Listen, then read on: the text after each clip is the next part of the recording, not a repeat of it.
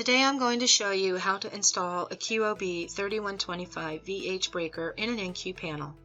Remember to turn off all power prior to working on any electrical equipment. Proper PPE gear should be worn at all times. Let's go ahead and take the breaker and align it to the interior or where we want to install the breaker. As you can see, this takes 6 spaces for mounting the breaker. Let's go ahead and screw the terminals to the connectors on the interior. Go ahead and seat the breaker properly across the branch connectors.